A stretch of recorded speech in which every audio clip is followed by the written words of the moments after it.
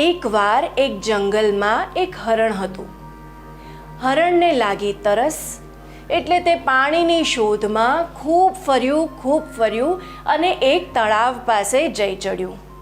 તળાવ પાસે જઈને પાણી પીવા માટે એ જેવું નીચે નમ્યું ને, તેણે તળાવના પાણીમાં પોતાનું પ્રતિબિંબ જોયું. પ્રતિબિંબ જોઈને તો હરણભાઈ ખુશ થઈ ગયા.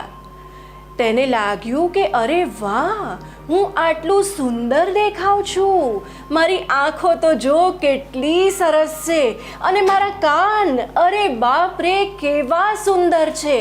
અને આ શિંગડા, ઓહો હો, આ શિંગડા તો ખૂબ જ સરસ છે. મને તો લાગે છે કે હું જ આ જંગલનું સર્વશ્રેષ્ઠ દેખાતું પ્રાણી છું. આમ હરણ તો મનમાં ને મનમાં પોતાના વખાણ કરતા થાકતું નહોતું. પાણી પીવાનું તો ભૂલી જ ગયું. આટલામાં તેને કોઈક પગલાંનો અવાજ આવ્યો.